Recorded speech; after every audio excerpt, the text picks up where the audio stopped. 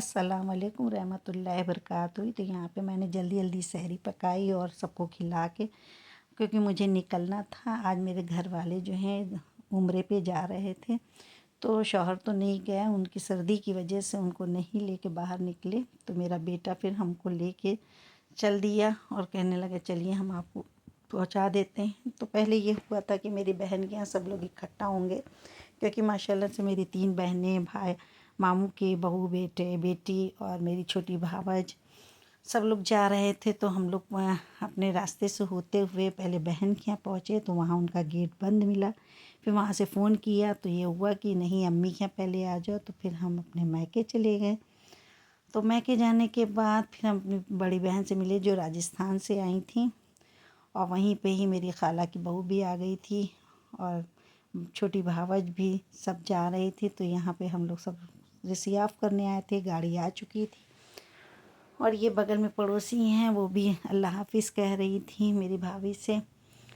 तो हम लोग सब बाहर निकले और फिर गाड़ी में सबको एडजस्ट किया गया कि भाई कहाँ है, क्योंकि सामान भी अच्छा खासा हो ही जाता है सफ़र का।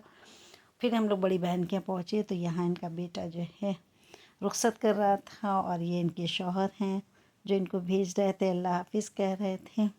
तो अल्लाह पाक सबका सफ़र आसान करे, मालिक सबको जो है हज उम्रे पे ले जाए। और फिर ये मेरी बड़ी बहन भी आ गई जो अपनी बहुओं बेटी के साथ मतलब बेटी के साथ जा रही थी, बहुएं उनको सियाफ करने आई थी।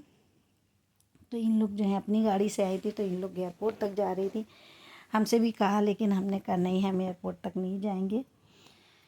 तो ये मेरे खाला का लड़का भी है, मामू का दामाद भी है, ये भी अपनी बीवी को छोड़ने आया था गोरखपुर से। और अंदर ये कार के अंदर मेरे मामू की बहू बेटी बैठी हुई थी। फिर हम अंदर मिलने गए और ये देखिए सब लोग तैयार खड़े हैं, कितनी खुशी का माहौल है। अल्हम्दुलिल्लाह अल्हम्दुलिल्लाह, सबके नसीब बुलंद करे और सबको जो है उम्रे पे पहुंचाए। फिर सबको रुखसत करते हुए मेरी आंखें नम हो गई और अल्लाह हाफिज़ सबको कहा। और फिर चलो तरफ हम वापस भैया, चलो वापस अपनी मंजिल पे। तो अब हम वापस आ गए हैं उन लोगों को पहुंचा के।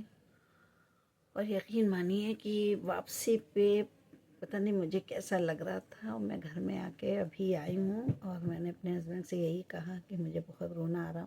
रोना इस बात का नहीं था कि मतलब उन लोग जा रहे हैं, अल्लाह करे भाई उन लोगों का ये रमज़ान का उम्रा कबूल फरमाए।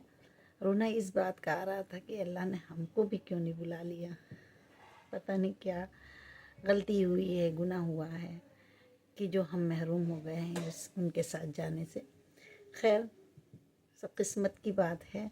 उन लोगों की भी किस्मत बहुत अच्छी थी माशाल्लाह से। उन लोगों का समझिए कि 21 फरवरी को जाना था, लेकिन और शुरू के 2 रोज़े खाली मिल रहे थे, लेकिन अल्लाह ने पता नहीं क्या लिखा था, क्या मसलहत थी। अल्हम्दुलिल्लाह अल्लाह के अलावा कोई नहीं जान सकता है कि उनका जो है सर्वर डाउन होने की वजह से वीज़ा शो नहीं हो रहा था।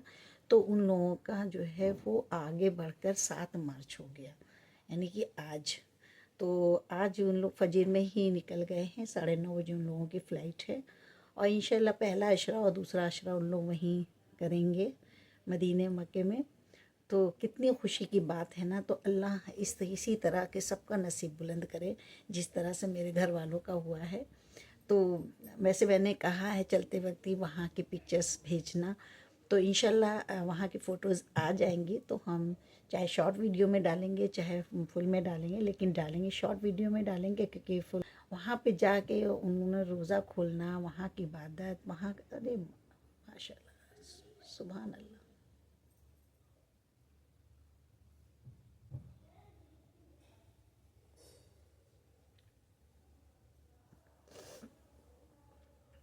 चलिए फिर मिलेंगे अगले ब्लॉग में। आप लोग भी दुआ कीजिएगा कि उन लोगों का उम्र साथ खैरियत के कंप्लीट हो जाए और अपनों के बीच में वापस आएँ। क्योंकि मेरी जो 2-3 बहनें गई हैं थोड़ी बीमार भी, दोनों तीनों बहनें जो हैं। तो एक बहन तो ज़्यादा ही बीमार रहती है जो राजस्थान से आई हैं, बस उन्हीं के लिए हम लोग ज़्यादा परेशान हैं। तो आप लोग दुआ कीजिएगा कि सब का उम्र साथ खैरियत के कबूल हो जाए और जो है उन लोग हर तरह से सेहत याब होकर हर अरकान को पूरा करें।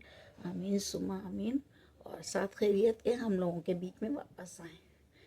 तो चलिए फिर मिलते हैं अगले व्लॉग में, तब तक के लिए अल्लाह हाफिज़।